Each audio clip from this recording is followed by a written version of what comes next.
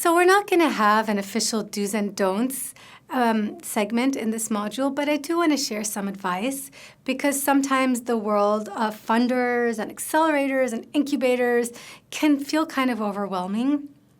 And one thing I observed is that sometimes people get so sucked into the hype that it becomes more about the glory of being an entrepreneur. Like there are organizations out there and people out there who get paid and who get funding from someone somewhere to support entrepreneurship, and they just want to create a buzz around social entrepreneurship and around startups and like be something, do something, start something new. That's not what this course is about. And that's not what your social change journey is about. So be careful not to get too swept away into that hype. Being an entrepreneur is not your goal here, right? Like bringing visibility to yourself is not the goal here.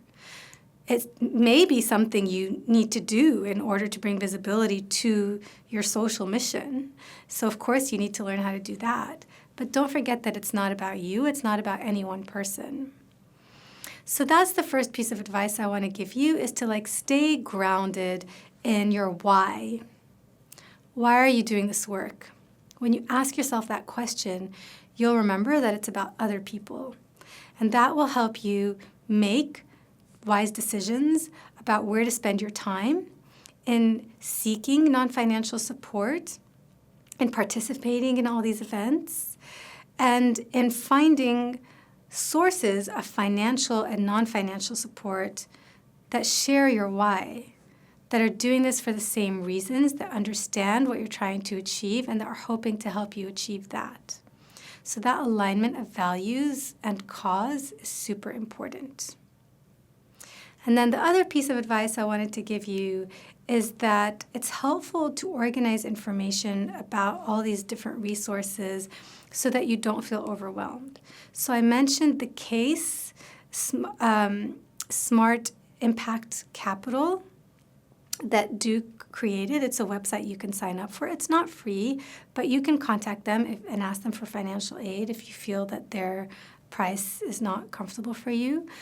They're really good at helping you navigate the world of financing.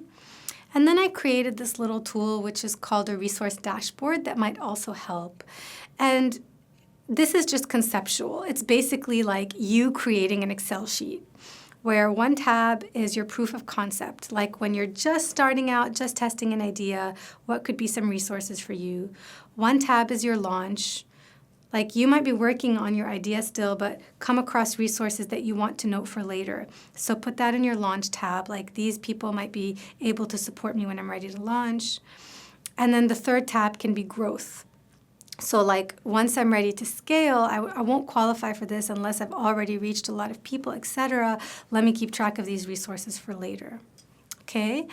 And then you want to divide each tab by the different resources you needed. So like, what is the expertise that you need at each stage? Who are the people you need to talk to that might have that expertise? Then what is the funding needed at each stage? We talked about financial projections last time. What are your startup costs or your proof of concept costs or your growth costs? And what are the prospective funders at each stage? And what is your target for each stage? Like what defines the proof of concept stage? What are you hoping to achieve there before you move on to the launch stage? And then what are you hoping to achieve there before you move on to the growth stage? And then what are you hoping to achieve there that might attract the financial and non-financial resources to help you do so? And what does your offering look like after each stage? So this is one way that I suggest that you track resources that you find out about, keep track of them so that you can apply to them when the time is right. You only get one first impression, so it's really important to know at what stage in your endeavor it makes sense to introduce yourself to a prospective funder or supporter. I'm not saying that you can't do it early on. I'm just saying like know when the time might be right. You can absolutely do it early and share your vision with them, and then they can tell you, okay, come back when you've reached XYZ. So then you put them in the XYZ tab. So I hope that this simple way of organizing information will be helpful to you.